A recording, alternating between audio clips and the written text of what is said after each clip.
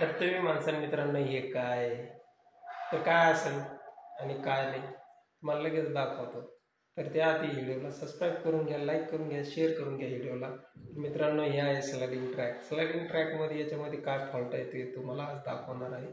आपल्याला कंपनी वगैरे नाव काही सांगायचं नाही आहे, कोणत्या कंपनीचं आहे काय, पण घेता वेळेस तुम्ही काय घ्यायला पाहिजे, कसं घ्यायला पाहिजे हे आपल्याला याच्यावर डिसिजन करणार आहे आपण आज. की हे स्लायडिंग जे ट्रॅक असतात, आता हे स्लायडिंगचं वॉल ड्रॉप आहे माझ्या पाठीमागं बघू शकता. असे प्रत्येकाच्या घरामध्ये स्लायडिंग वॉल ड्रॉप आहेच आणि बनवतोही माणूस. कारण माणसाला स्लायडिंगमध्ये काय होतं, जागा कमी लागते, कारण दरवाजा खोलाला जागा जास्त लागते, याला जागा कमी लागते.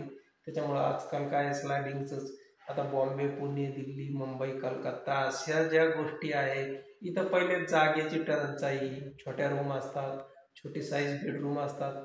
त्यामुळं साईज आपली छोटी असल्यामुळं आपल्याला ओपनेबल दरवाजे आपण करू शकत नाही. त्यामुळं आपल्याला स्लायडिंग करणं गरजेचे आहे आणि स्लायडिंग केल्याच्या नंतर हे लावणं आपल्याला गरजेचं आहे. आता हे लावल्याच्या नंतर तुम्हाला याचा प्रॉब्लेम काय येतोय, कशामुळे येतो, कारण काय आहे, हे सगळं आपण व्हिडिओमध्ये सांगणार आहे. तोपर्यंत नवीन असाल तर तुम्ही सबस्क्राईब करून घ्या, फॉलो करून घ्या आणि शेअर करून घ्या मित्रांनो, ज्यांना करून तुमच्या मित्राला लागेल या गोष्टीचं नॉलेज होईल. तर चला बघूया आपण काय प्रॉब्लेम आहे. तर आता आपण ह्या वॉलड्रॉपकडे जाणार आहे मित्रांनो. बघू शकता हे आपलं वॉलड्रॉप आहे, हे स्लायडिंग वॉलड्रॉप आहे.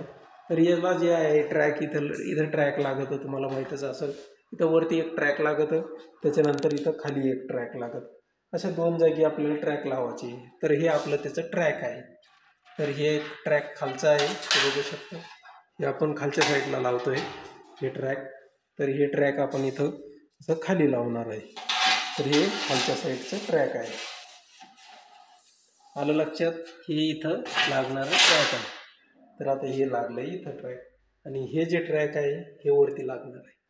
आता याच्यामध्ये फॉल्ट काय आहे, हे जे आहे हे आहे याचं बेरिंग. तर हे बेरिंग इथं लागत आहे आणि असं हे स्लायडिंग असं चालतं. म्हणजे हे बेरिंग लागल्याच्या नंतरच आपलं स्लायडिंग दरवाजा जो आहे तो चालतो. आता हा चालतोय कशामुळं, ह्या चाकामुळं.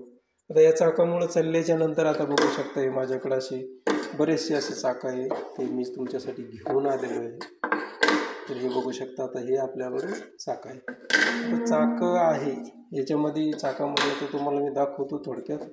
हे जे चाक आहे या चाकामध्ये बघू शकता इथे स्प्रिंग आहे.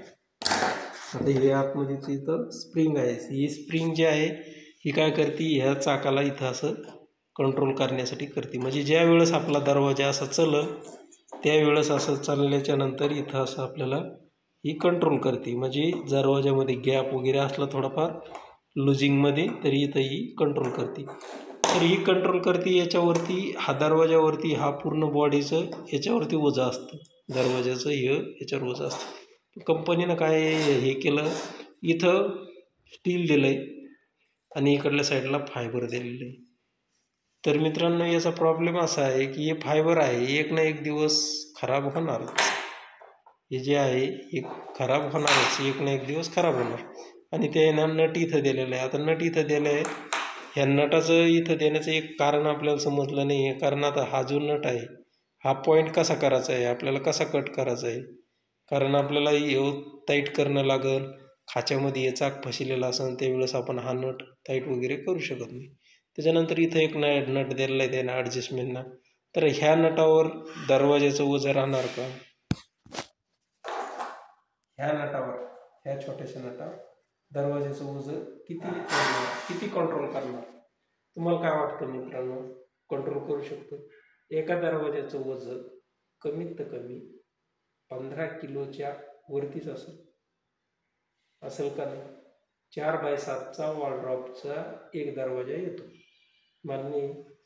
त्याचं वजन 15 ते 20 किलो असेलच. आता कंटिन्यू याच्यावर 20 किलो वजन टाकल्याच्या नंतर हे एक दिवस फायबर खराब होणार. त्यामुळं कंपनीनं या गोष्टीची काळजी घ्यावं, याला पूर्ण स्टीलमध्ये द्यावं जसं इतर कंपन्या देतात. तर आपल्याकडे ते स्टीलचं पण आहे, ते पण दाखवणार आहे मी तुम्हाला लगेच. कारण स्टीलमध्ये आणि याच्यामध्ये काय फरक आहे, तर चला बघूया आपण स्टीलचं याच्यामध्ये काय फरक आहे काय नाही. तर मी तुम्हाला दाखवतो स्टीलचं कसं असतं. तर हे आहे बघू शकता आपल्याकडे पूर्ण स्टीलचं आहे.